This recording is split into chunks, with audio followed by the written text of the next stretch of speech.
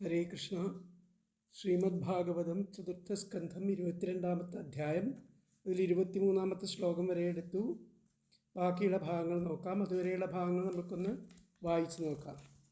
ഓം നമോ ഭഗവതേ വാസുദേവായ. ശ്രീമദ് ഭാഗവതേ ചതുർത്ഥസ്കന്ധേ അഥ 12-ാധ്യായഃ. മൈത്രേയ ഉവാച. ജനേഷു പ്രഗണൽസ്വേവം പൃഥും പൃഥുരവിക്രമം തത്രോപജഗ്മുർമുനയശ്ചത്വാരഃ സൂര്യവർച്ചസഃ. താംസ്തു സിദ്ധേശ്വരാൻ രാജാ വ്യോമ്നോവതരതോർച്ചിഷാ ലോകാനപാപാൻ കുർവത്യ സാനുഗോ ചഷ്ടലക്ഷിതാൻ തദ്ദർശനോൽഗതാൻ പ്രാണാൻ പ്രത്യാദുൽസുരിവോത്ഥിതഃ സ സദസ്യാനുഗോ വൈന്യ ഇന്ദ്രിയേശോ ഗുണാനിവാം. ഗൗരവാദ്യന്ത്രിതസഭ്യ പ്രശ്രയാനുതകന്ധരഃ വിധിവൽ പൂജയാം ചക്രേ ഗൃഹീതാധ്യർഹണാസനാൻ തൽപാദശൗചസലിലൈർമാർജിതാളകബന്ധനഃ തത്ര ശീലവതാം വൃത്തമാചരൻ മാനയന്നിവ ഹാടകാസന ആസീനാൻ സ്വധിഷ്ണേഷ്യോപാവകാൻ ശ്രദ്ധാ സംയമ സംയുക്ത പ്രീത പ്രാഹ ഭവാഗ്രജാൻ. പൃഥുരുവാച. അഹോ ആചരിതം കിം മേ മംഗളം മംഗളായനഃ യസ്യ വോ ദർശനം ഹ്യാസീത് ദുർദർശാനാം ച യോഗിഭിഃ കിം തസ്യ ദുർലഭതരമിഹ ലോകേ പരത്ര ച യസ്യ വിപ്രാഃ പ്രസീദന്തി ശിവോ വിഷ്ണുശ്ച സാനുഗഃ നൈവ ലക്ഷയതേ ലോകോ ലോകാൻ പര്യടതോപി യാൻ യഥാ സർവദൃശം സർവാത്മാനം യേസ്യ ഹേതവ.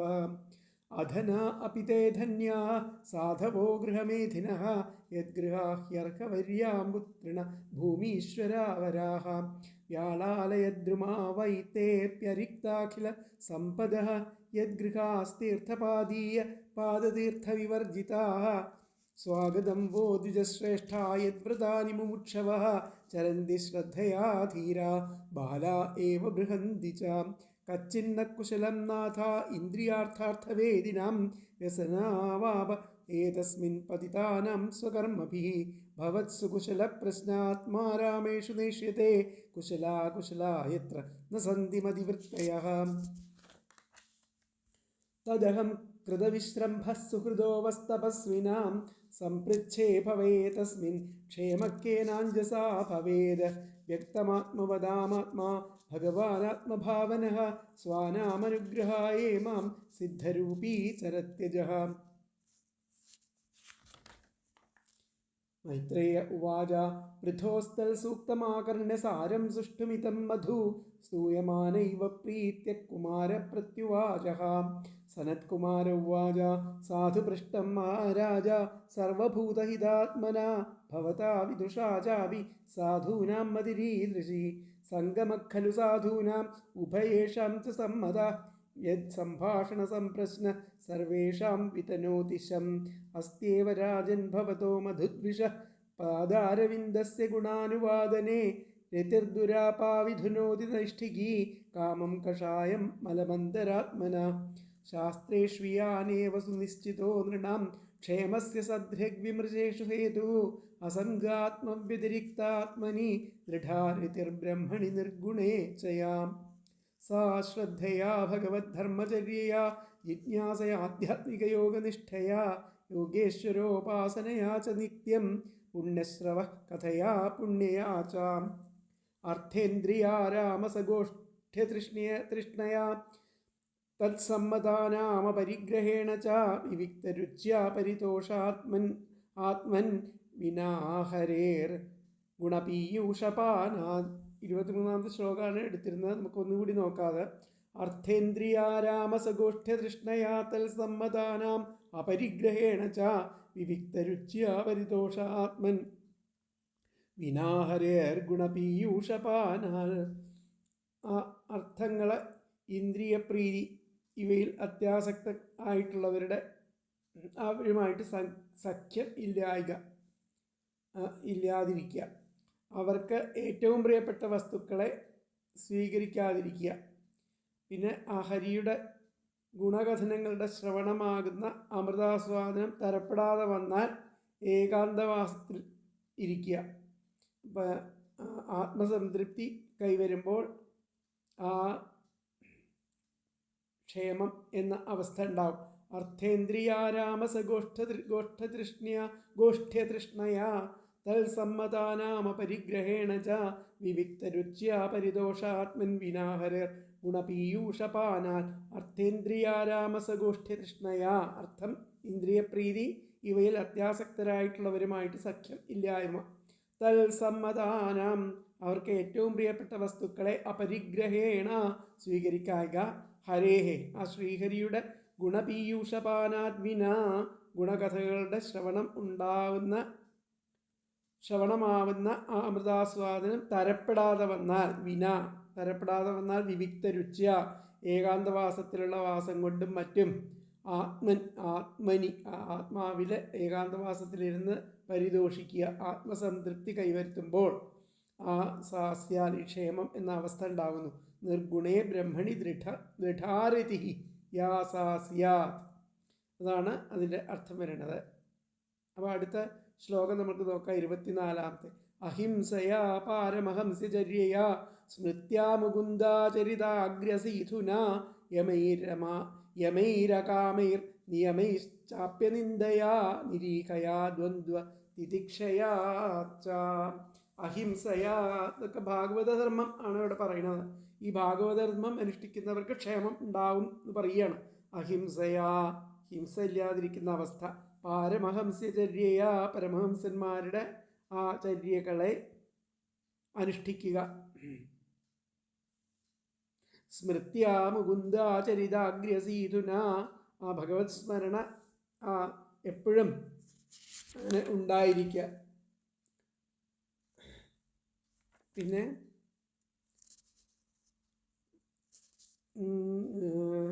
യമൈരകാമൈർനിയമൈശ്ചാപ്യ അനിന്ദയാ, യമനിയമാദികളെ അനുഷ്ഠിച്ചുകൊണ്ടിരിക്കുക.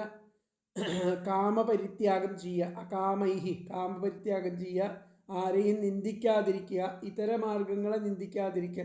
നിരീഹയാ, അത്യാഗ്രഹം ഇല്ലായ്മ, അതിനാണ് നിരീഹം. നിരാകാരം, അത്യാഗ്രഹമില്ലായ്മ. ദ്വന്ദ്വതിതിക്ഷയാ, ദ്വന്ദ്വങ്ങൾ സഹിക്കുക ഇത്യാദികളാലും ഒക്കെ ആ ക്ഷേമം ഉണ്ടാവും എന്നാണ് പറയുന്നത്. അഹിംസയാ പാരമഹംസ്യചര്യയാ സ്മൃത്യാ മുകുന്ദാചരിതാഗ്രസീധുന യമൈരകാമൈർനിയമൈശ്ചാപ്യനിന്ദയാ നിരീഹയാ ദ്വന്ദ്വതിതിക്ഷയാ ച. അഹിംസയ, അഹിംസ. പാരമഹംസ്യചര്യ, പരമഹംസന്മാരുടെ ആ അനുകരണം. സ്മൃത്യ, ഭഗവത് സ്മരണ. മുകുന്ദാചരിതാഗ്രസീധുന, ആ ശ്രീഹരിയുടെ ചരിത്രമാവുന്ന പീയൂഷാസ്വാദനം. യമൈഹി, ആ യമങ്ങൾ. നിയമങ്ങൾ. അകാമൈഹി, കാമപരിത്യാഗം. അനിന്ദയാ അപി ച, ഇതര മാർഗങ്ങളെ നിന്ദിക്കാതിരിക്കാൻ. നിരീഹയാ, അത്യാഗ്രഹമില്ലായ്മ. ദ്വന്ദ്വതിതിക്ഷയാ ച സാസ്യാൽ, ദ്വന്ദ്വങ്ങൾ സഹിക്കുക ഇത്യാദികളാലും ആ ക്ഷേമം എന്ന അവസ്ഥ ഉണ്ടാവും എന്ന് പറയുകയാണ്. അപ്പോൾ ഒന്നുകൂടി പറയാനുള്ള പദങ്ങൾ: അഹിംസയാ, അഹിംസ. പാരമഹംസ്യചര്യ, പരമഹംസന്മാരുടെ ആ അനുഷ്ഠാനുകരണം. സ്മൃത്യ, ഭഗവത് സ്മരണ. മുകുന്ദാചരിതാഗ്രസീധുന, ആ ശ്രീഹരിയുടെ ചരിതമാവുന്ന പീയൂഷാസ്വാദനം. യമൈഹി, യമങ്ങളെ. നിയമങ്ങളെ ഇവ പാലിക്കുക. അകാമൈഹി, കാമപരിത്യാഗം. അനിന്ദയാ അപീച്ച, ഇതര മാർഗങ്ങളെ നിന്ദിക്കാതിരിക്കൽ. നിരീഹയാ, അത്യാഗ്രഹമില്ലായ്മ. ദ്വന്ദ്വതിതിക്ഷയാ ച, ദ്വന്ദ്വങ്ങൾ സഹിക്കുക ഇത്യാദികളാലും സാസ്യാൽ, ആ ക്ഷേമം എന്ന അവസ്ഥ ഉണ്ടാവണു. അപ്പോൾ ഇതിലത്തെ അന്വയം വന്നിട്ട് അഹിംസയാ പാരമഹംസ്യചര്യ സ്മൃത്യ മുകുന്ദാചരിതാഗ്രസീധുന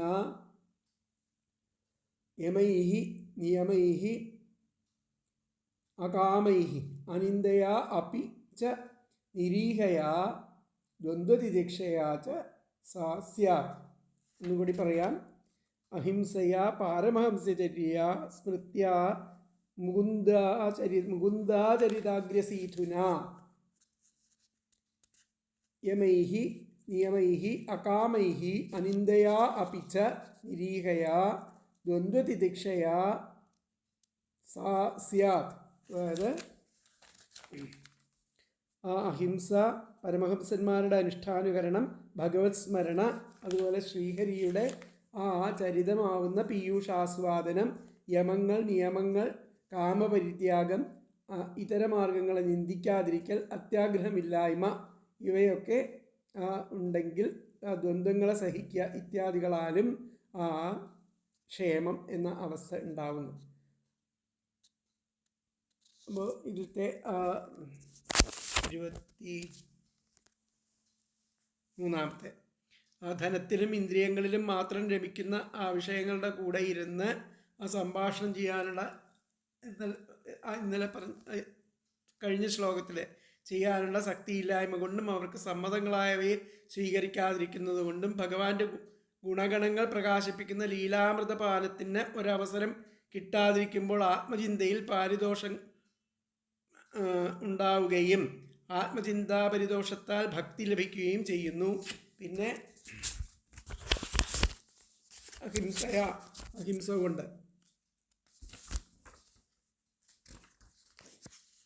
അഹിംസ കൊണ്ടും പരമഹംസന്മാരുടെ ആ നിഷ്ഠ കൊണ്ടും ആത്മഹിതം അനുസന്ധാനം ചെയ്യുന്നതുകൊണ്ടും അതുപോലെ ഭഗവാന്റെ ആ ദിവ്യാമൃത രസാസ്വാദനം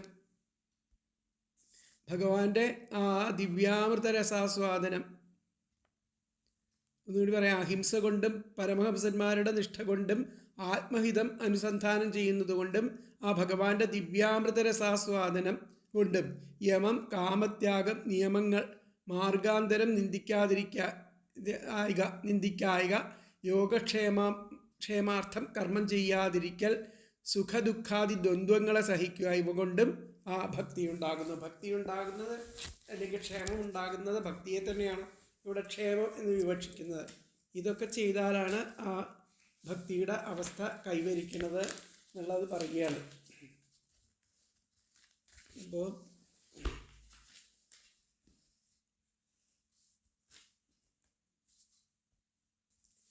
യാതൊരു പ്രാണികളിലും ഉപദ്രവത്തെ ഏൽപ്പിക്കാതിരിക്കുന്ന ആ വ്രതമായിരിക്കുന്ന അഹിംസയുടെ അഭ്യാസം കൊണ്ടും യദൃച്ഛയാ സിദ്ധിക്കുന്ന അന്നാദികളെ കൊണ്ട് ദേഹധാരണം ചെയ്യുന്നതുകൊണ്ടും ഹിതാഹിതങ്ങളെ അനുസന്ധാനം ചെയ്യുന്നതുകൊണ്ടും ശ്രീ ഭഗവാൻ ചെയ്തിരിക്കുന്ന ആ അപ്രാകൃത പരാക്രമങ്ങളാകുന്ന ഉത്കൃഷ്ടാമൃതത്തെ സ്മരിക്കുന്നത് കൊണ്ടും അന്യത സംഭാഷണം, ചൗര്യം മുതലായിട്ടുള്ള ദോഷങ്ങളെ അകറ്റുന്നതുകൊണ്ടും ഇന്ദ്രിയങ്ങളെ വിഷയങ്ങളിൽ നിന്നും പിൻവലിക്കുന്നതുകൊണ്ടും സ്നാനം, സന്ധ്യാവന്ദനം മുതലായ നിയമങ്ങളെ കൃത്യസമയങ്ങളിൽ നടത്തുന്നതുകൊണ്ടും അന്യദേവതകളെ ഉപാസിക്കുന്നവരെ നിന്ദിക്കാതിരിക്കുന്നതുകൊണ്ടും പ്രാരബ്ധത്തെ അനുസരിച്ച് ഫലം ഭഗവാൻ നൽകും എന്നുള്ള വിശ്വാസം നിമിത്തം തൻ്റെ യോഗക്ഷേമത്തെ ഉദ്ദേശിച്ചുള്ള പ്രവൃത്തികളിൽ നിന്ന് വിരമിക്കുന്നതുകൊണ്ടും ദുഃഖാദി ദ്വന്ദ്വങ്ങളെയും ശീതോഷ്ണാദികളെയും സഹിക്കുന്നതുകൊണ്ടും വൈരാഗ്യവും ഭഗവത് ഭക്തിയും സിദ്ധിക്കും.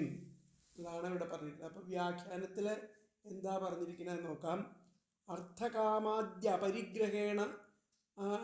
അപരിഗ്രഹേണ സേവനേന അഹിംസയാ, അഹിംസ കൊണ്ടും ഭഗവത് ചരിതാമൃത സേവനേന, ഭഗവത് ചരിതാമൃതത്തെ സേവിക്കുന്നത് കൊണ്ടും യമനിയമങ്ങൾ പാലിക്കുന്നത് കൊണ്ടും ദ്വന്ദ്വസഹനേന, ആ ദ്വന്ദ്വങ്ങളെ സഹിക്കുന്നത് കൊണ്ടും ആ ഭക്തിയും വൈരാഗ്യവും നമ്മൾക്ക് ഉണ്ടാവും, ക്ഷേമം ഉണ്ടാവും. അഹിംസയാ ഭഗവത് ചരിതാമൃത സേവനേന, അഹിംസ കൊണ്ടും ഭഗവത് ചരിതാമൃതം സേവിക്കുന്നത് കൊണ്ടും യമനിയമങ്ങളെ അനുഷ്ഠിക്കുന്നത് കൊണ്ടും ദ്വന്ദ്വസഹനേന, ദ്വന്ദ്വങ്ങളെ സഹിക്കുന്നത് കൊണ്ടും ഭക്തിയും ആ വിഭക്തിയും അവിടെ ഉണ്ടാവണം. അഹിംസയാ ഭഗവത് ചരിതാമൃത സേവനേന യമനിയമാദിന ദ്വന്ദ്വസഹനേന ഉള്ളതാണ് അതിലത്തെ ആ വ്യാഖ്യാനത്തിൽ പറഞ്ഞിരിക്കുന്നത്. അപ്പോൾ അടുത്തത് ശ്ലോകം 25-ാമത്തെ ശ്ലോകം. ഹരേർമുഹുസ്തൽ പരകർണപൂര ഗുണാഭിധാനേന വിജൃംഭമാണയാ ഭക്തിയാഹ്യസംഗ സദസത്യനാത്മനി സ്യാന്നിർഗുണേ ബ്രഹ്മണി ചാഞ്ചസാരതി. ഹരേർമുഹുസ്തൽ പരകർണപൂര ഗുണാഭിധാനേന വിജൃംഭമാണയാ ഭക്തിയാഹ്യസംഗ സദസത്യനാത്മനി സ്യാന്നിർഗുണേ ബ്രഹ്മണി ചാഞ്ചസാരതി. മുഹുഹു വീണ്ടും വീണ്ടുമുള്ള ആ ഹരിയുടെ ആ തൽപാദകർണപൂര പൂരഗുണാഭിധാനേന എന്ന് പറഞ്ഞു കഴിഞ്ഞാൽ കർണാഭരണമായി തീരുന്ന ആ ഭാഗവതോത്തന്മന്മാരുടെ ആ സങ്കീർത്തനത്താൽ ഹരേർ മുഹുസ്തൽ പരകർണപൂരഗുണാഭിധാനേന വീണ്ടും വീണ്ടുമുള്ള ആ ശ്രീഹരിയുടെ ആ കർണാഭരണം ആയിത്തീരണ ആ ഭാഗവതോത്തന്മാരുടെ സങ്കീർത്തനത്താൽ നിർത്തും.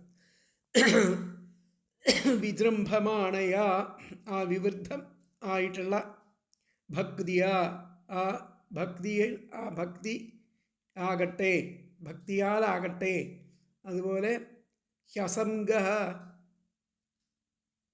സദസതി അസത്തും അസത്തും അടങ്ങിയിരിക്കുന്ന ആ അനാത്മാവിൽ, ആത്മാവല്ലാത്തതിൽ ആ വിരക്തി, അസംഗം വിരക്തി ഉണ്ടാവുക, നിർഗുണമായിരിക്കുന്ന ആ ബ്രഹ്മത്തിൽ ആസക്തി ഉണ്ടാവുക, രതി അഞ്ജസ ഇങ്ങനെയൊക്കെ ഉണ്ടായാൽ താമസമന്യേ ആ ഭക്തി അവിടെ ഉണ്ടാവും. അപ്പോൾ ഹരേർ മുഹുസ്തൽ പരകർണപൂരഗുണാഭിധാനേന വിജൃംഭമാണയ ഹരിയുടെ ആ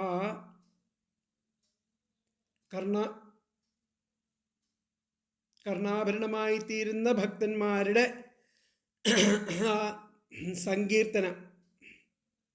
സങ്കീർത്തനം കൊണ്ട് വിജൃംഭമാണയ എന്ന് പറഞ്ഞു കഴിഞ്ഞാൽ വിവൃദ്ധം ആവുക, വളരെയധികം വൃദ്ധമാവുക, ഹൃദയം അതിലേക്ക് ആകർഷിക്കുക, ഹൃദയത്തിൽ ആ ഭഗവാൻ വികസിക്കുക.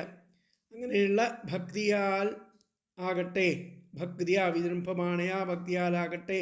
ഹ്യസംഗസദസത്യനാത്മനി ആ സത്തും അസത്തും ആയിരിക്കുന്ന അനാത്മനി ആ അനാത്മാവിൽ, അസത്തും അസത്തും അടങ്ങിയിരിക്കുന്ന ആത്മാവല്ലാത്തതിൽ, സത്തും അസത്തും അടങ്ങിയിരിക്കുന്ന ആത്മാവ് അല്ലാത്തതിൽ ഹ്യസംഗ വിരക്തിയും, നിർഗുണേ ആ നിർഗുണമായിരിക്കുന്ന ആ ബ്രഹ്മത്തിൽ രതിയും, രതീച്ച ആസക്തിയും, അഞ്ജസ താമസമന്യേ ഉണ്ടായാൽ ആ ഭഗവത് ഭക്തിയും വൈരാഗ്യവും അവിടെ ഉണ്ടാവും, ക്ഷേമമുണ്ടാവും എന്നർത്ഥം. മുഹുഹു വീണ്ടും വീണ്ടുമുള്ളതും ഹരേഹേ ശ്രീഹരിയുടെ തൽപരകർണപൂര ഗുണാഭിധാനേന കർണാഭരണമായിത്തീരുന്ന ഭാഗവതോത്തമന്മാരുടെ സങ്കീർത്തനത്താൽ വിജൃംഭമാണയ വിവൃദ്ധവും ആയ ഭക്തിയാഹി ഭക്തിയാലാകട്ടെ. സദസതി അസത്തും അസത്തും അടങ്ങിയ സദസതി സത്തും അസത്തും അടങ്ങിയ അനാത്മനി ആത്മാവല്ലാത്തതിൽ അസംഗഹ വിരക്തിയും, നിർഗുണേ നിർഗുണമായ ആ ബ്രഹ്മണി ബ്രഹ്മത്തിൽ രതിഹി ച ആസക്തിയും, അഞ്ജസ താമസമെന്നേ സ്യാ ഉണ്ടാകും. ഇവിടെ പറയാം മുഹുഹു വീണ്ടും വീണ്ടുമുള്ളതും ഹരേഹേ ആ ശ്രീഹരിയുടെ പരകർണ പൂരഗുണാഭിധാനേന കർണാഭരണമായിത്തീരുന്ന ആ ഭാഗവതോത്തന്മാരുടെ സങ്കീർത്തനത്താൽ വിജൃംഭമാണയ വിവൃദ്ധവുമായിരിക്കുന്ന ഭക്തിയാഹി ഭക്തിയിൽ ആകട്ടെ, ഭക്തിയാലാകട്ടെ.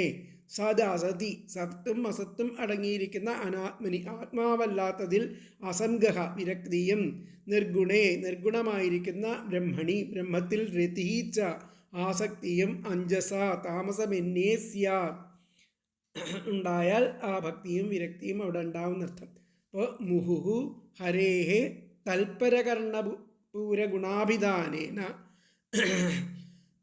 വിജൃംഭമാണയാ ഭക്തിയാഹി സദസതി അനാത്മനി അസംഗഹ നിർഗുണേ ബ്രഹ്മണി രതിഹി ച അഞ്ജസ സ്യാത്.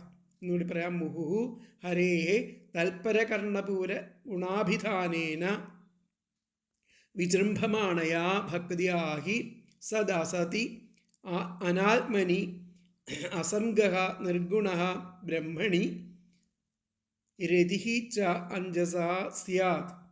വീണ്ടും വീണ്ടുമുള്ള ആ ശ്രീഹരിയുടെ ആ കർണാഭരണമായിത്തീരുന്ന ആ ഭാഗവതോത്തന്മന്മാരുടെ സങ്കീർത്തനത്താൽ വിവൃദ്ധം ആയിരിക്കുന്ന ആ ഭക്തിയാലാകട്ടെ സത്തും അസത്തും അടങ്ങിയതും ആത്മാവല്ലാത്തതിൽ വിരക്തിയും നിർഗുണവും ആയിരിക്കുന്ന ബ്രഹ്മത്തിൽ ആസക്തിയും അഞ്ജസ ഉണ്ടെങ്കിൽ താമസമെന്നേ ഈ ഭക്തിയും വൈരാഗ്യവും ഒക്കെ ഉണ്ടാവും എന്നുള്ളതാണ് പറയുന്നത്. അല്ലയോ മഹാരാജ. അപ്പം എങ്ങനെയൊക്കെയാണ് ഈ ഭക്തിയും വിഭക്തിയും ഉണ്ടാവണമെന്നുള്ളത് ഒന്നും കൂടി നമുക്ക് നോക്കാം. അല്ലയോ മഹാരാജാവെ, അങ്ങുന്ന് എല്ലാം അറിയുന്നവനാണെങ്കിലും ലോകോപകാരത്തെ ലക്ഷ്യമാക്കിയിട്ടാണ് ചോദ്യങ്ങൾ ഉന്നയിച്ചത്. അത് നന്നായി. സജ്ജനങ്ങളുടെ സ്വഭാവം ഇപ്രകാരമാണ്. സജ്ജന സംസർഗം വക്താക്കൾക്കും ശ്രോതാക്കൾക്കും ശ്രേയസ്കരം എന്ന് സർവസമ്മതമായിരിക്കുന്ന കാര്യമാണ്. സ്വജനങ്ങളോടുള്ള ആ സംഭാഷണവും സംശയങ്ങളെ പറ്റിയുള്ള ചർച്ചയും സർവക്കും ശുഭകരവും ആണ്. അല്ലയോ രാജൻ, അങ്ങക്ക് ആ മഹാവിഷ്ണുവിൻ്റെ പാദാരവിന്ദങ്ങളുടെ ആ ഗുണഗണങ്ങളെ വർണ്ണിക്കുന്നതിൽ, ആ ഭഗവത് കഥകൾ കേൾക്കാനും പറയാനും അത്യന്തം ആസക്തിയുണ്ട്. അപ്പോൾ ദൃഢയായിരിക്കുന്ന ആ ഭക്തി കളയുവാൻ പ്രയാസമുള്ള ആ മനസ്സിൻ്റെ ആ കാമാസക്തിയെയും മാലിന്യത്തെയും നിശേഷം നശിപ്പിക്കുന്നു. ആ ഭഗവത് കഥകൾ ആണ് മനസ്സിൻ്റെ മാലിന്യങ്ങളെ നിശേഷം നശിപ്പിക്കുന്നു. മനുഷ്യരുടെ ആ ശ്രേയസ്സിനെ ലക്ഷ്യമാക്കിയവയാണ് ശാസ്ത്രങ്ങൾ. അവ നല്ല കെട്ടുറപ്പുള്ളവയും ആണ്. അവ അനുശാസിക്കുന്നത് ആത്മാവിൽ നിന്നും വ്യത്യസ്തമായതിൽ, അതായത് ആത്മശ്രേയസ്സിന് ഉപയുക്തമല്ലാത്തവയിൽ വൈരാഗ്യബുദ്ധി വളർത്തണം. ആത്മാവിൽ, അതായത് നിർഗുണ ബ്രഹ്മത്തിൽ ദൃഢമായിരിക്കുന്ന വിശ്വാസവും ഭക്തിയും ഉണ്ടാവുകയും വേണം എന്നിത്രയുമാണ്. അപ്പം ശ്രദ്ധയോടെയുള്ള ആ ഭാഗവത ധർമാനുചാരണം, തത്വജിജ്ഞാസ, അഷ്ടാംഗയോഗാനുഷ്ഠാനം, യോഗീശ്വരന്മാരുമായിട്ടുള്ള ആ സംസർഗം, നിത്യേനയുള്ള ആ ഭഗവത് കഥാശ്രവണം എന്നിത്യാദികളാൽ അനിത്യങ്ങളായിട്ടുള്ളവയിൽ വൈരാഗ്യവും ഭഗവാങ്കൽ അചഞ്ചലമായിരിക്കുന്ന ഭക്തിയും ഉണ്ടാവും. അർത്ഥം കാമം എന്നിവയിൽ രമിക്കുന്നവരുമായിട്ട് സഹവസിച്ച് സംഭാഷണം ചെയ്യുവാനുള്ള അനാസക്തി ഉണ്ടാവണം. അവർക്ക് പ്രീതിയുള്ള വസ്തുക്കളെ സ്വീകരിക്കാതിരിക്കൽ, ശ്രീഹരിയുടെ ലീലാവിലാസങ്ങൾ ആകുന്ന അമൃതപാനത്തിന് അഭിരുചി ലഭിച്ചിട്ടില്ലെങ്കിൽ അതുണ്ടാകുന്നത് വരെ ഏകാന്തത്തിൽ പോയി വസിക്കുക ഇത്യാദികളിൽ ആത്മസംതൃപ്തി ഉണ്ടാവുക. എപ്പോൾ കൈവരുന്നുവോ അപ്പോൾ ആ ഭഗവാങ്കൽ ദൃഢമായിരിക്കുന്ന രതി ഉണ്ടാവും. യാതൊരു പ്രാണികളെയും ഹിംസിക്കാതിരിക്കൽ, പരമഹംസ പദവിയിലുള്ള ആ സന്യാസിവര്യന്മാരുടെ ആചാരത്തെ അനുകരിക്കൽ, വിഹിതങ്ങളായിരിക്കുന്ന കർമ്മങ്ങളെ വിവേകപൂർവ്വം ചിന്തിക്കൽ, ഭഗവത് കഥാരസമാകുന്ന അമൃതപാനം ചെയ്യൽ, ആ യമനിയമങ്ങൾ അനുഷ്ഠിക്കൽ, ഭൗതിക സുഖങ്ങളിൽ കാമമില്ലാതിരിക്കൽ, അന്യരെ നിന്ദിക്കാതിരിക്കൽ, സമ്പാദ്യം മുതലായവയിൽ ഭ്രമമില്ലാതിരിക്കൽ, സുഖദുഃഖാദി ദ്വന്ദ്ങ്ങളെ സഹിക്കൽ, ഇത്രയുമായാൽ ഭഗവാങ്കൽ ദൃഢമായിരിക്കുന്ന ഭക്തി കൈവരും. ഭാഗവതോത്തമന്മാർ ഭഗവത് ഗുണങ്ങളെ കീർത്തിച്ച് ഗാനം ചെയ്യും. അതിൻ്റെ അലയൊലി കർണങ്ങൾക്ക് അലങ്കാരമാകും. അതിൻ്റെ ആധിക്യം കൊണ്ട് ഭക്തി ജനിക്കും. കാര്യകാരണ രൂപത്തിലുള്ള ആ പ്രാപഞ്ചിക വസ്തുക്കളിൽ വൈരാഗ്യം സിദ്ധിക്കും. അങ്ങനെ ആ നിർഗുണ ബ്രഹ്മത്തിൽ പെട്ടെന്ന് തന്നെ ആസക്തി ജനിക്കും. അപ്പോൾ ഈ 26-ാമത്തെ ശ്ലോകത്തിൽ 25-ാമത്തെ ശ്ലോകത്തിൽ എന്താ പറയുക, പരമഭക്തന്മാരുടെ ചെവി കുളിർപ്പിക്കാൻ പോകുന്ന ആ ഭഗവാന്റെ ഗുണഗണങ്ങളുടെ കീർത്തനത്താലും നിരന്തരം വർദ്ധിച്ചു വരുന്ന ഭക്തിയാൽ ആ പ്രപഞ്ചത്തിൽ വൈരാഗ്യവും സച്ചിദാനന്ദത്തിൽ രതിയും വിഷമമെന്നേ സിദ്ധിക്കും. അപ്പോൾ ഭഗവത് ഭക്തന്മാരുടെ കർണാലങ്കാരങ്ങളായിരിക്കുന്ന അവരുടെ ആ ചരിതങ്ങളെ കീർത്തിക്കുന്നതിനാൽ നിരന്തരം വർദ്ധിച്ചു വരുന്ന ഹരിഭക്തി കൊണ്ട് ആ സ്ഥൂല സൂക്ഷ്മാദി രൂപങ്ങളായി കാണപ്പെടുന്ന ആത്മാവല്ലാത്ത വസ്തുക്കളിൽ വൈരാഗ്യവും ത്രിഗുണങ്ങളെ ബ്രഹ്മത്തിൽ പരത്തിയും പ്രയാസം കൂടാതെ ഭക്തിയും ജനിക്കും. ഇപ്പോഴത്തെ വ്യാഖ്യാനം നമുക്ക് നോക്കാം. വ്യാഖ്യാനത്തിൽ എന്താ പറഞ്ഞതെന്നുള്ളത്. തതോ ദഗ്ധഹൃദയോപാധിർനരഃ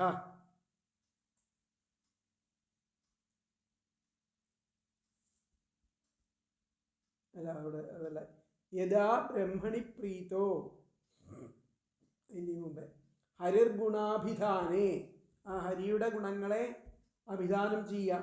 നിർഗുണേ ബ്രഹ്മണി, ആ നിർഗുണ ബ്രഹ്മത്തിലെ തൽക്കാലം രതി ഉണ്ടാവുക.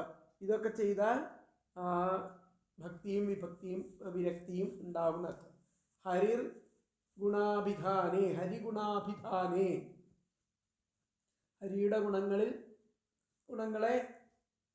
അഭിധാനേ, അതിനെ സ്മരിക്കുക.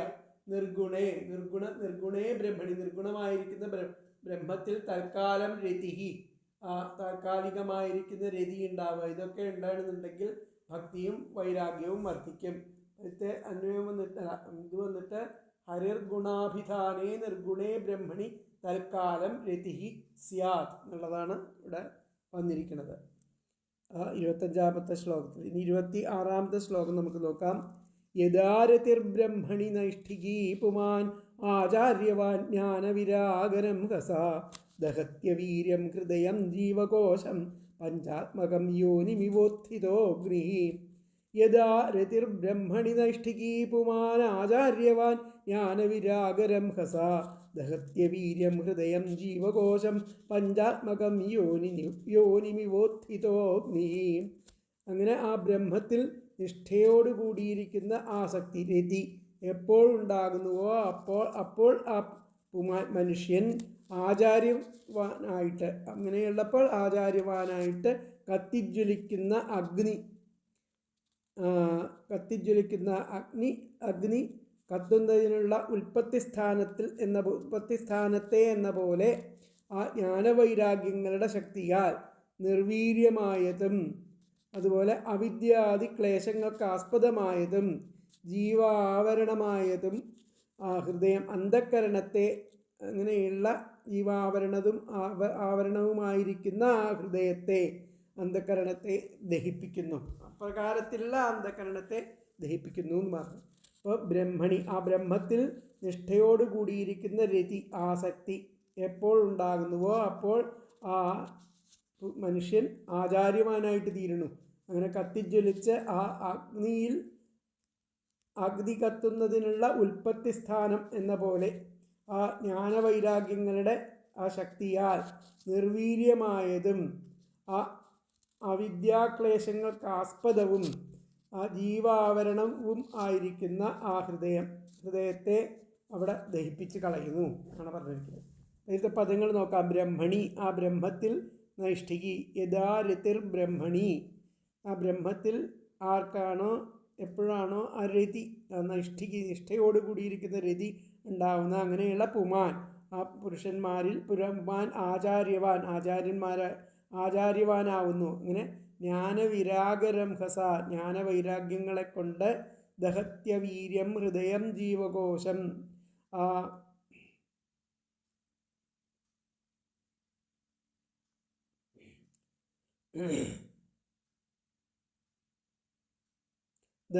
ദഹിപ്പിക്കുന്നു. അവീര്യം നിർവീര്യം ആയതിനെ നശിപ്പിക്കുന്നു. ജീവകോശം, ആ അവിദ്യാദി ക്ലേശങ്ങൾക്ക് ആസ്പദമായിരിക്കുന്ന ആ പഞ്ചാത്മകമായിരിക്കുന്ന ആ പഞ്ചാത്മകവും ജീവകോശം, ആവരണവും ആയിരിക്കുന്ന ഹൃദയം. ദഹത്യവീര്യം ഹൃദയം ജീവകോശം പഞ്ചാത്മകം യോനിമിവോത്ഥിതോഗ്നി, അന്ധകരണത്തെ ദഹിപ്പിക്കുന്നു. എന്നുകൂടി പറയാം. ബ്രഹ്മണി, ആ ബ്രഹ്മത്തിൽ നൈഷ്ഠികി നിഷ്ഠയോട് കൂടിയിരിക്കുന്ന രതിഹി, ആസക്തി. യഥാ സ്യാത് തഥാ, എപ്പോഴുണ്ടാകുന്നുവോ അപ്പോൾ. പുമാൻ, ആ മനുഷ്യൻ. ആചാര്യവാനായിട്ട്. ഉത്ഥിത, കത്തിജ്വലിക്കുന്ന ആ അഗ്നി, യോനിം ഇവ, ആ കത്തുന്നതിനുള്ള ഉൽപ്പത്തിസ്ഥാനത്തിൽ എന്ന പോലെ. കത്തിജ്വലിക്കുന്ന അഗ്നി കത്തുന്നതിലുള്ള ഉൽപ്പത്തിസ്ഥാനത്തെ എന്ന പോലെ, കത്തിജ്വലിക്കുന്ന ആ കത്തുന്നതിനുള്ള ഉൽപ്പത്തിസ്ഥാനത്തെ എന്ന പോലെ ആ ജ്ഞാനവൈരാഗ്യങ്ങളുടെ ശക്തിയാൽ നിർവീര്യമായതും അതുപോലെ അവിദ്യാക്ലേശങ്ങൾക്ക് ആസ്പദമായതും ആയിരിക്കുന്ന ജീവാവരണവും ആയിരിക്കുന്ന ആ ഹൃദയം, അങ്ങനെയുള്ള ഹൃദയത്തെ അത് ദഹിപ്പിക്കുന്നു. അപ്പോൾ എപ്പോൾ നിർഗുണബ്രഹ്മത്തിൽ ദൃഢമായിരിക്കുന്ന ആസക്തി കൈവരുന്നുവോ അപ്പോൾ ഒരു സദ്ഗുരുവിനെ സമ്പാദിക്കണം. അദ്ദേഹത്തിൻ്റെ ഉപദേശം കൊണ്ട് സിദ്ധിക്കുന്ന ജ്ഞാനവൈരാഗ്യങ്ങളുടെ ആധിക്യത്താൽ പഞ്ചഭൂതാത്മകവും ജീവന് ആവരണവുമായിരിക്കുന്ന ഹൃദയവീര്യത്തെ നശിപ്പിക്കാം. അഗ്നി അതിൻ്റെ ഉൽപ്പത്തിസ്ഥാനമായിരിക്കുന്ന അരണിയെ നശിപ്പിക്കുന്നത് പോലെയാണ് ഇത്. ഹൃദയഗ്രന്ഥി എവിടെ ഭേദിപ്പിക്കാം എന്നാണ് ഇതിൻ്റെ ഭാവം. അപ്പോൾ ഹൃദയം എന്നാൽ അന്ധക്കരണം, അതിൽ നിന്നുണ്ടാവുന്ന ജ്ഞാനവൈരാഗ്യങ്ങൾ അതിൻ്റെ തന്നെ ദുർവാസനകളെ നശിപ്പിക്കുന്നു. ഇതാണ് ഇതിൽ പറയുന്നത്. എങ്ങനെയെന്നാൽ കത്തുന്ന തീ കത്തുവാൻ സഹായിച്ച ആ വിറകിനെ ദഹിപ്പിക്കുന്ന അതേ വിധം കത്തുന്ന തീ ആ കത്തുവാൻ സഹായിച്ച വിറകിനെ ദഹിപ്പിക്കുന്ന അതേ വിധത്തിലാണ് ഈ ഹൃദയം, അതിൽ നിന്നുണ്ടാവുന്ന ആ ജ്ഞാനവൈരാഗ്യങ്ങൾ അതിൻ്റെ തന്നെ ദുർവാസനകളെ നശിപ്പിക്കണം.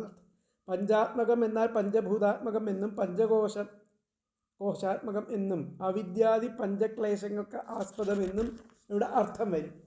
അപ്പോൾ ഹൃദയഗ്രന്ഥി, ആ പഞ്ചഭൂതങ്ങൾ, പഞ്ചകോശങ്ങൾ, അന്നമയം, പ്രാണമയം, മനോമയം, വിജ്ഞാനമയം, ആനന്ദമയം, ഇവയാണ് പഞ്ചകോശങ്ങളിൽ നിന്നുണ്ടാകുന്ന ക്ലേശങ്ങൾ, പഞ്ചക്ലേശങ്ങൾ. അതുപോലെ നിർഗുണ ബ്രഹ്മത്തിൽ ദൃഢമായിരിക്കുന്ന ആസക്തിയാണ് സമ്പാദിക്കേണ്ടതെന്ന് ആ ബ്രഹ്മജിജ്ഞാസ 21ാമത്തെ ശ്ലോകത്തിൽ പറഞ്ഞു കഴിഞ്ഞു. അതിനുള്ള ഉപായങ്ങൾ തുടർന്ന് 4 ശ്ലോകങ്ങളിലും അത് സാധ്യമായാൽ വേണ്ട കാര്യങ്ങളുമാണ് ഇവിടെ മുതൽ ഇനി പറയുന്നത്.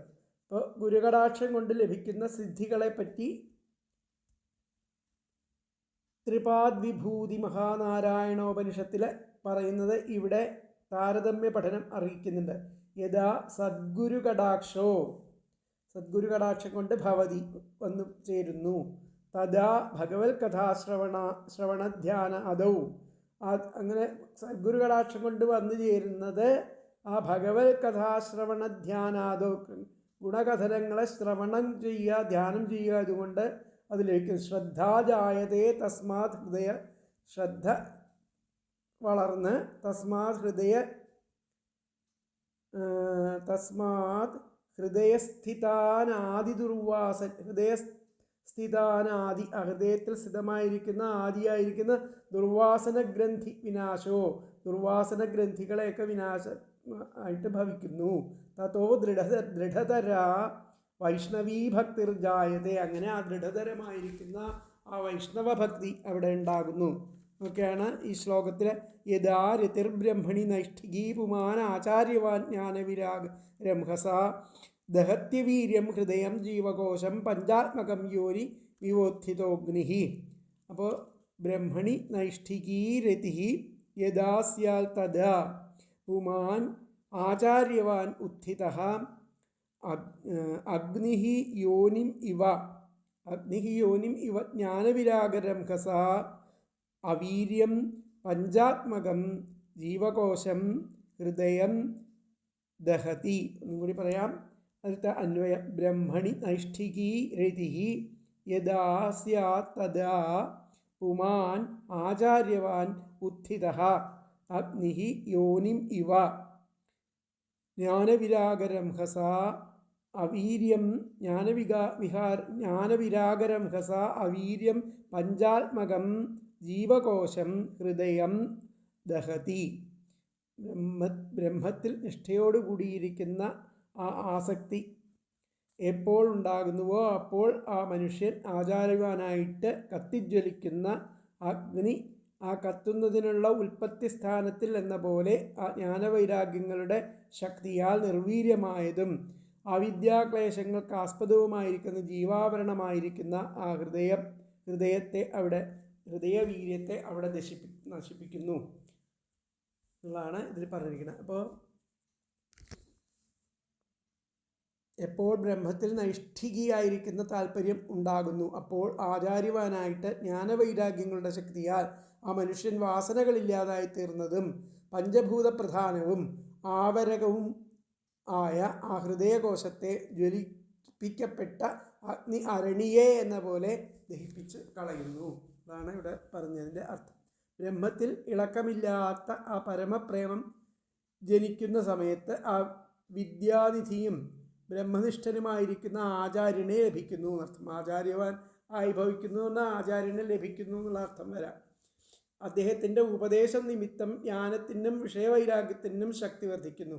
അങ്ങനെ അപ്പോൾ ജീവൻ്റെ സാക്ഷാൽ പരമാനന്ദ സ്വരൂപത്തെ മറച്ചിരിക്കുന്നതും അവിദ്യ, അസ്മിത, രാഗം, ദ്വേഷം, അഭിനിവേശം എന്ന ആ സ്വരൂപത്തിൽ ക്ലേശങ്ങളെ ജനിപ്പിക്കുന്ന 5 പഞ്ചക്ലേശങ്ങൾ, പഞ്ചകോശങ്ങളിൽ നിന്നുണ്ടാകുന്ന പഞ്ചക്ലേശങ്ങൾ എന്തൊക്കെയാണ്? അവിദ്യ, അസ്മിത, രാഗം, ദ്വേഷം, അഭിനിവേശം എന്ന സ്വരൂപത്തിൽ ആ പഞ്ചക്ലേശങ്ങളെ ജനിപ്പിക്കുന്നതുമായിരിക്കുന്ന ആ അന്ധക്കരണത്തെ, കാരണശരീരത്തെ രണ്ടാമത് ജനനമരണത്തിന് കാരണമായിരിക്കാൻ ശക്തിയില്ലാത്ത വിധത്തിൽ ആ മൂലത്തോടുകൂടി ദഹിപ്പിക്കുവാൻ സമർത്ഥമായ ആത്മാനന്ദാനുഭവം വിളങ്ങുന്നു. ഇതുതന്നെ ആ ബ്രഹ്മനിഷ്ഠയെന്ന് പറയപ്പെടുന്ന സമാധിലാഭം. ആ ഹൃദയവികാസം നിമിത്തമുണ്ടായിരിക്കുന്ന ജ്ഞാനം ഹൃദയത്തെ പോഷിപ്പിക്കുകയല്ലാതെ നശിപ്പിക്കുമോ എന്ന് സംശയം ജനിപ്പിക്കാവുന്നതാകയാൽ അതിൻ്റെ നിവൃത്തിക്കായിട്ട് ഉപമിച്ചു കാണിക്കുകയാണ് ഇവിടെ ചെയ്യുന്നത്. തൃണാദി കാഷ്ഠങ്ങളിൽ നിന്നും പുറപ്പെടുന്ന അഗ്നി സ്വപ്രകാശത്തിന് സ്ഥാനമായിരിക്കുന്ന ആ തൃണാദി കാഷ്ഠങ്ങളെ തന്നെ ദഹിപ്പിക്കുന്നത് അതിൻ്റെ സ്വഭാവമാണല്ലോ. അതുപോലെ ഹൃദയാന്തർഭാഗത്തിൽ വിളങ്ങുന്ന ആ ജ്ഞാനാഗ്നി അവിദ്യാകാര്യങ്ങളാകുന്ന അഹന്താമമതാദി ഭാവരൂപ ബന്ധങ്ങളുടെ ഇരിപ്പിടമായിരിക്കുന്ന അന്ധകരണത്തെ തന്നെ നശിപ്പിക്കുന്നു എന്നാണ് പറയുന്നത്. അപ്പോൾ യഥാ ബ്രഹ്മണി പ്രീതോ ഭവതി, ആ ബ്രഹ്മത്തിൽ പ്രീതൻ ആയി ഭവിക്കുമ്പോൾ പുമാൻ ആ പുരുഷൻ ആ ജ്ഞാനവൈരാഗ്യ വേഗേന ആ ജ്ഞാനവൈരാഗ്യങ്ങളെ കൊണ്ട് പഞ്ചഭൂതപ്രധാനം ജീവസ്യ ഹൃദയം, പഞ്ചഭൂതാത്മകമായിരിക്കുന്ന ജീവനിലെ ഹൃദയത്തെ ആ ഹൃദയവീര്യത്തെ ദഹിപ്പിച്ച് കളയുന്നു. അപ്പോൾ യഥാ ബ്രഹ്മണി പ്രീതോ ഭവതി, എപ്പോഴാണോ ആ ബ്രഹ്മത്തിൽ പ്രീതനായിട്ട് ഭവിക്കുന്നത് അപ്പോൾ പുമാൻ ആ പുരുഷൻ ജ്ഞാനവൈരാഗ്യവേഗേന ജ്ഞാനവൈരാഗ്യങ്ങളുടെ വേഗം കൊണ്ട് ആ പഞ്ചഭൂതപ്രധാനം ജീവസ്യ ഹൃദയം, ആ പഞ്ചഭൂത പ്രധാനമായിരിക്കുന്ന ജീവൻ്റെ ആ ഹൃദയ വീര്യത്തെ ദഹതി ദഹിപ്പിക്കുന്നു. അതിൻ്റെ വ്യാഖ്യാനം വന്നിട്ട് യഥാ ബ്രഹ്മണി പ്രീതോ ഭവതി പുമാൻ ജ്ഞാനവൈരാഗ്യവേഗേന പഞ്ചഭൂതപ്രധാനം ജീവസ്യ ഹൃദയം ദഹതി. അപ്പോൾ അടുത്ത ശ്ലോകം നമുക്ക് നോക്കാം.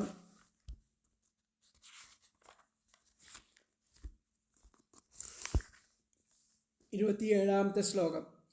ദഗ്ധാശയോ മുക്തസമസ്തതദ്ഗുണോ നൈവാത്മനോ ബഹിരന്തർവിചഷ്ടേ പരാത്മനോര്യവധാനം പുരസ്താത് സ്വപ്നേ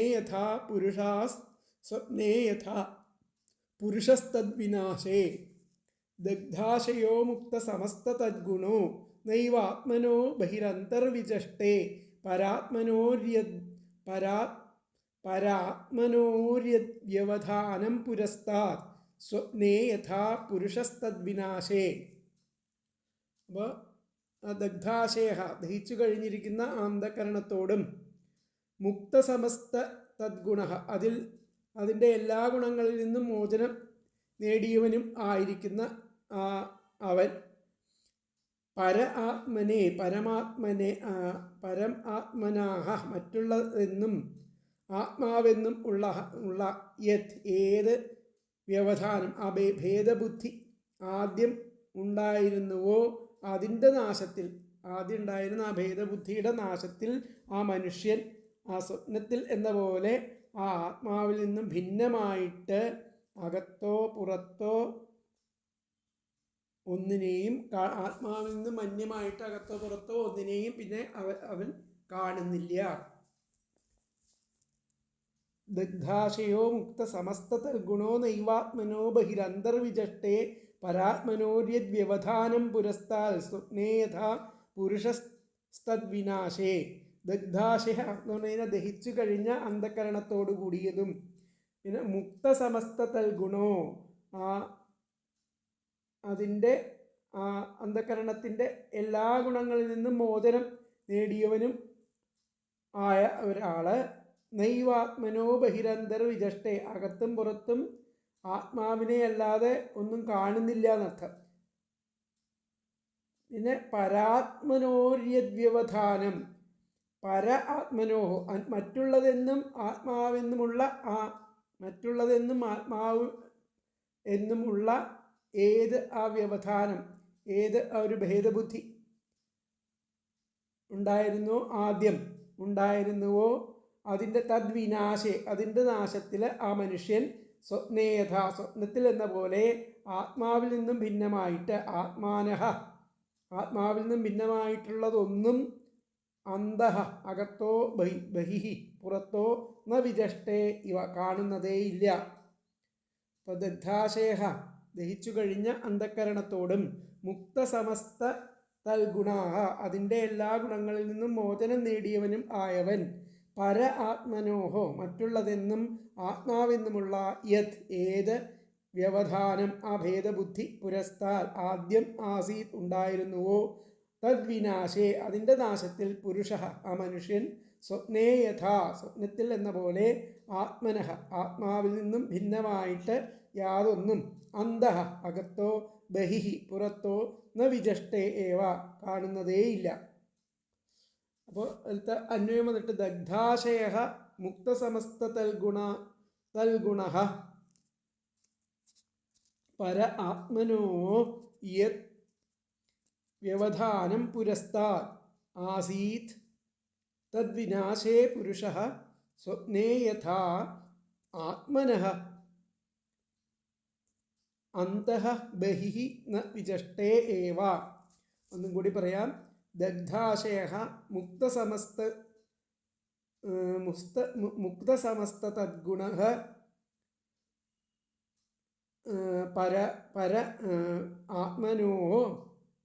പര ആത്മനോഹോ യത് വ്യവധാനം പുരസ്താത് ആസീത് തദ്വിനാശേ പുരുഷഃ സ്വപ്നേ യഥാ ആത്മനഃ അന്തഃ ബഹിഃ ന വിചക്ഷതേ ഏവ. ദഹിച്ചു കഴിഞ്ഞ അന്ധക്കരണത്തോടും അതിൻ്റെ എല്ലാ ഗുണങ്ങളിൽ നിന്നും മോചനം നേടിയവനും അവനുമായവൻ മറ്റുള്ളതെന്നും ആത്മാവെന്നുമുള്ള ഏത് ഭേദബുദ്ധി ആദ്യം ഉണ്ടായിരുന്നുവോ അതിൻ്റെ ആ നാശത്തിൽ ആ ഭേദബുദ്ധി നശിച്ചതിൽ പിന്നെ ആ മനുഷ്യൻ സ്വപ്നത്തിൽ എന്ന പോലെ ആത്മാവിൽ നിന്നും ഭിന്നമായിട്ട് ഒന്നും അകത്തോ പുറത്തോ അദ്ദേഹം പിന്നെ കാണുന്നില്ല. ഇപ്രകാരം അന്ധക്കരണം ദഹിച്ചാൽ അതിൻ്റെ ആ സർവ്വഗുണങ്ങളിൽ നിന്നും മുക്തനാകുന്നു. അങ്ങനെ ആത്മാവിൽ നിന്ന് അന്യമായിട്ട് അകത്തും പുറത്തും അദ്ദേഹം ഒന്നും കാണുന്നില്ല. ആത്മാവിനെ മറയ്ക്കുന്ന ഒന്നുണ്ടായിരുന്നുവെന്നത് ശരി, അതിപ്പോൾ നശിച്ച സ്വപ്നത്തിൽ പലതും കാണും. ഉണർന്നാൽ അതൊന്നും കാണില്ലല്ലോ. അന്ധക്കരണം ദോഷവിമുക്തമാക്കുന്നതിന് മുമ്പ് കണ്ടതെല്ലാം സ്വപ്നപ്രായമാണെന്നും അതിനുശേഷം മാത്രമേ ഉണർന്ന് അതെല്ലാം മിഥ്യയാണെന്ന് ബോധ്യമാവുകയുള്ളൂവെന്നും അർത്ഥം. ഇപ്പോൾ ആത്മാവ് മാത്രമാണുള്ളത്. അതിനെ ആവരണം ചെയ്ത അവിദ്യ നശിച്ചു. ഈ ആത്മദർശനം എപ്രകാരമെന്ന് തേജോബിന്ദു ഉപനിഷത്തിൽ വളരെ വിശദമായിട്ട് പ്രതിപാദിക്കുന്നുണ്ട്. സർവസങ്കൽപ്പരഹിതഃ സർവനാദമയഃ ശിവഃ സർവവർജിതചിന്മാത്രഃ സർവാനന്ദമയഃ പര ശാന്താശാന്താദിഹീനാത്മാ നാദാന്തർജ്യോതിരൂപകഃ നാസ്തി യസ്യ ശരീരം വാ ജീവോ വാ ഭൗതികഃ കേവലം ബ്രഹ്മമാത്രത്വാന്നാസ്ത്യനാത്മേതി നിശ്ചിനു ദേഹത്രയവിഹീനത്വത്വാൽ കാലത്രയവിവർജനാൽ ഒക്കെയാണ് പറഞ്ഞിരിക്കുന്നത്. ഒന്നുകൂടി പറയാം എങ്ങനെയാണ് ആ ആത്മസ്വരൂപത്തെ വർണ്ണിച്ചിരിക്കുന്നതെന്നുള്ളത്. സർവസങ്കൽപ്പരഹിതഃ സർവനാദമയഃ ശിവഃ സർവവർജിതചിന്മാത്രഃ സർവാനന്ദമയഃ പര ശാന്താശാന്താദിവിഹീനാത്മാ നാദാന്തർജ്യോതിരൂപകഃ നാസ്തി യസ്യ ശരീരം വാ ജീവോ വാ ഭൂതഭൗതികഃ കേവലം ബ്രഹ്മമാത്രത്വാന്നാസ്ത്യനാത്മേതി നിശ്ചിനു ദേഹത്രയവിഹീനത്വാത് കാലത്രയവിവർജനാത്. ദേഹത്രയം എന്ന് പറയുന്നത് സ്ഥൂലം സൂക്ഷ്മം കാരണം എന്നിതുള്ളത്.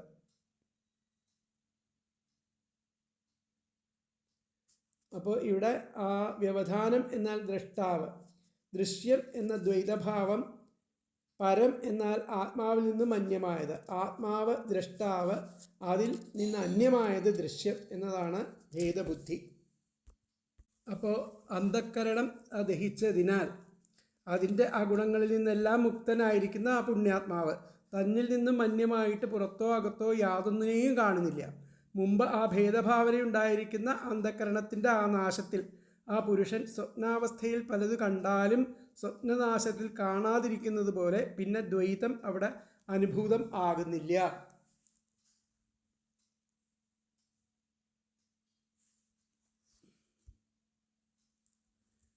അപ്പോൾ ആ ബ്രഹ്മത്തിൽ ഇളക്കം ഇല്ലാത്ത ആ പരമപ്രേമം ജനിക്കുന്ന സമയം ആ വിദ്യാനിധിയും ബ്രഹ്മനിഷ്ഠനുമായിരിക്കുന്ന ആ ആചാര്യന് ലഭിക്കുന്നു പറഞ്ഞു. അദ്ദേഹത്തിൻ്റെ ഉപദേശ നിമിത്തം ജ്ഞാനത്തിനും വിഷയവൈരാഗ്യത്തിനും ശക്തി വർദ്ധിക്കുന്നു പറഞ്ഞു. അപ്പോൾ ജീവൻ്റെ സാക്ഷാൽ പരമാനന്ദ സ്വരൂപത്തെ മറച്ചിരിക്കുന്നതും അവിദ്യ, അസ്മിത, രാഗം, ദ്വേഷം, അഭിനിവേശം എന്ന സ്വരൂപത്താൽ ക്ലേശങ്ങളെ ജനിപ്പിക്കുന്നതുമായിരിക്കുന്ന അന്ധകരണത്തെ, കാരണശരീരത്തെ രണ്ടാമത് ജന്മമരണത്തിൻ്റെ കാരണമായി ആയിരിക്കാൻ ശക്തിയില്ലാത്ത വിധത്തിൽ മൂലത്തോടുകൂടി തന്നെ ദഹിപ്പിക്കുവാൻ ആ സമർത്ഥമായിരിക്കുന്ന ആത്മാനന്ദാനുഭാവം വിളങ്ങും. ഇതുതന്നെ ബ്രഹ്മനിഷ്ഠയെന്ന് പറയപ്പെടുന്ന ആ സമാധി ലാഭം. ആ ഹൃദയവികാസം നിമിത്തമുണ്ടാകുന്ന ജ്ഞാനം ഹൃദയത്തെ പോഷിപ്പിക്കുകയല്ലാതെ നശിപ്പിക്കുമോ എന്ന സംശയം ജനിപ്പിക്കാവുന്നതാകയാൽ അതിൻ്റെ നിവൃത്തിക്കായിട്ട് ഉപമിച്ച് കാണിക്കുന്നു.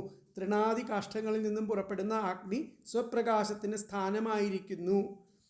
ആ തൃണാദി കാഷ്ഠങ്ങളെ തന്നെ അത് ദഹിപ്പിക്കുന്നത് അതിൻ്റെ സ്വഭാവമാണല്ലോ. അതുപോലെ ആ ഹൃദയാന്തർഭാഗത്തിൽ വിളങ്ങുന്ന ആ ജ്ഞാനാഗ്നി ആ വിദ്യാകാര്യങ്ങളായിരിക്കുന്ന അഹന്താമമതാദി ഭാവരൂപബന്ധങ്ങളുടെ ഇരിപ്പിടമായിരിക്കുന്ന അന്ധകരണത്തെ തന്നെ നശിപ്പിക്കുന്നു. അങ്ങനെ ആ ജീവകോശമായിരിക്കുന്ന അന്ധകരണം ദഹിച്ചതോടുകൂടെ ആ അന്ധകരണ ധർമ്മങ്ങളായിരുന്ന ആ മമതാദി ഭാവങ്ങൾ സമസ്തവും നശിച്ചു. അങ്ങനെ അപ്പോൾ പുറമേ ഗൃഹങ്ങൾ, സന്താനങ്ങൾ, ധനങ്ങൾ എന്നീ ദൃശ്യങ്ങൾ ഒന്നും തന്നിൽ നിന്നും ഭിന്നങ്ങളായിട്ട് കാണുന്നില്ല. ദൃശ്യങ്ങളുടെ അഭാവം നിമിത്തം ദ്രഷ്ടാവെന്ന ഭാവവും നശിച്ചു. അങ്ങനെ ഇതിനു മുമ്പേ ആത്മാവിൽ നിന്നും ഭിന്നങ്ങളായിരിക്കുന്ന ജഡവസ്തുക്കളെ പ്രകാശിപ്പിക്കുന്ന അന്ധകരണമുണ്ടായിരുന്നു. ഇപ്പോൾ അതും നശിച്ചു. അങ്ങനെ സ്വരൂപം മാത്രം വിളങ്ങി.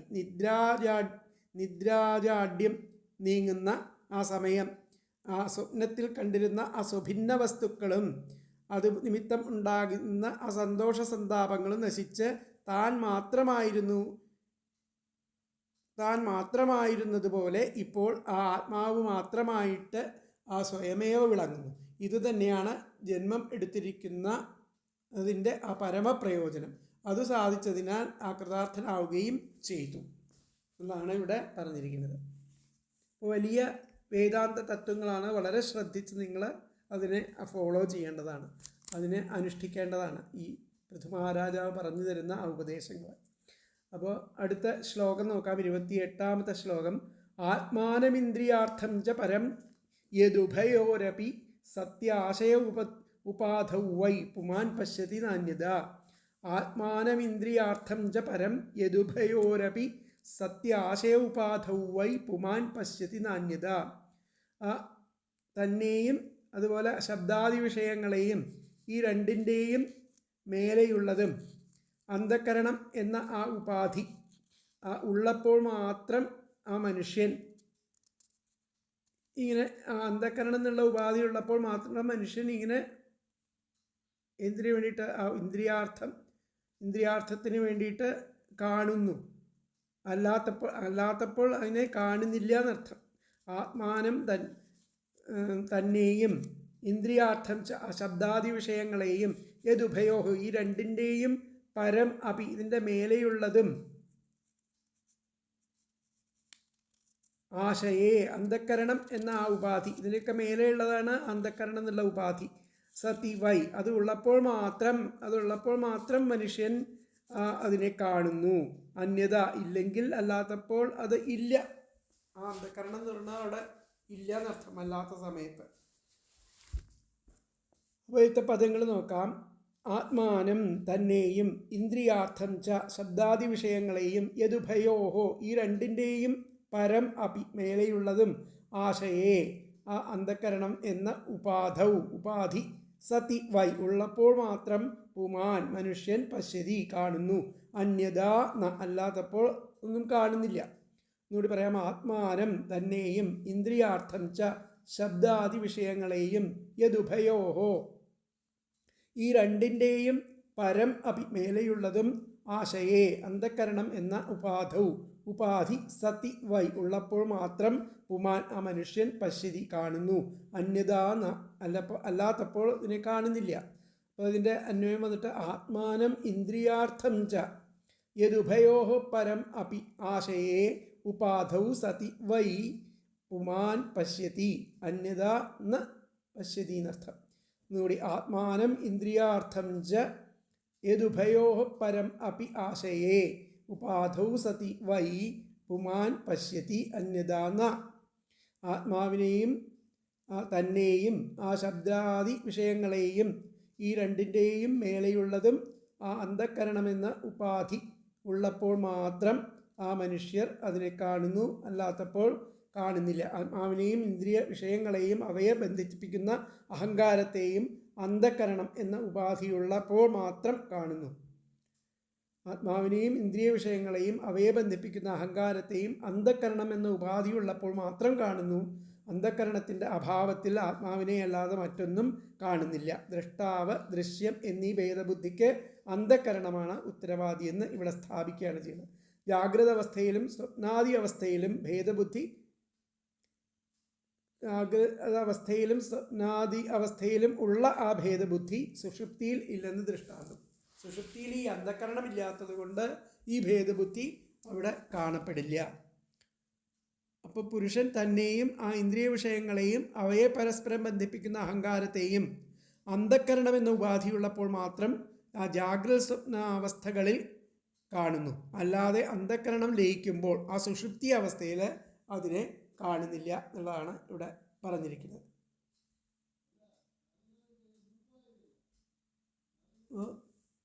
കാണുന്നവൻ ആ കാണത്തക്കതായ ആ പദാർത്ഥം, കാഴ്ച എന്ന ഭേദങ്ങളെ പ്രകാശിപ്പിക്കുന്നത് ആ അന്ധക്കരണമാണ്. അന്ധക്കരണമാണെന്നും അതിൻ്റെ നാശത്തിൽ ഭേദപ്രീതി ഇല്ലെന്നും ജാഗ്രത, സ്വപ്നം, സുഷുപ്തി എന്ന അവസ്ഥകളെ ദൃഷ്ടാന്തപ്പെടുത്തി കാണിക്കുകയാണ്. അപ്പം ജാഗ്രത അവസ്ഥയിലും സ്വപ്നാവസ്ഥയിലും അന്ധക്കരണമുള്ളതിനാൽ ആത്മാവാകുന്ന ദ്രഷ്ടാവും ഇന്ദ്രിയങ്ങളുടെ വിഷയങ്ങളാകുന്ന ദൃശ്യവും ഇത് രണ്ടിൽ നിന്നും വേറിട്ടിരിക്കുന്ന അഹങ്കാരവും അഹന്തയും ഉള്ളതായിട്ടും കാണുന്നു. അങ്ങനെ സുഷുപ്തിയാവസ്ഥയിലെ ആത്മവ്യതിരിക്ത വസ്തുക്കൾ വിളങ്ങുന്നില്ല. സൂക്ഷ്മാവസ്ഥയിൽ ആത്മത്തിൽ നിന്നും അന്യമായിട്ടൊന്നും അവിടെ വിളങ്ങുന്നില്ല. ആത്മവ്യതിരിക്ത വസ്തുക്കൾ അവിടെ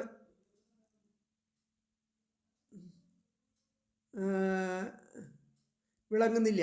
അപ്പോൾ സമാധിയിലും ഈ വിധം ആണെന്ന് ആ യോഗികൾക്ക് അനുഭവമുണ്ട്. അപ്പോൾ സുഷുപ്തിയിൽ ആ മൂലജ്ഞാനം നശിക്കാത്തത് കൊണ്ട് ആ ആത്മാനന്ദം വിളങ്ങുന്നതിനെ അപ്പോൾ അറിഞ്ഞില്ല. അപ്പോൾ സമാധിയിൽ ജ്ഞാനം നശിച്ചതുകൊണ്ട് ആ ആനന്ദാനുഭവം ഉണ്ട്. ഇതാണ് ആ സുഷുപ്തിക്കും സമാധിക്കും തമ്മിലുള്ള ഭേദം. എന്താണ് പറഞ്ഞിരിക്കുന്നത്? ആ സമാധിയിലെ ആ ജ്ഞാനം, സുഷുപ്തിയിലെ ആ മൂലജ്ഞാനം നശിക്കാത്തത് കൊണ്ട് മൂലജ്ഞാനം, ഞാൻ എന്ന ആ ജ്ഞാനം നശിക്കാത്തത് കൊണ്ട് ആനന്ദം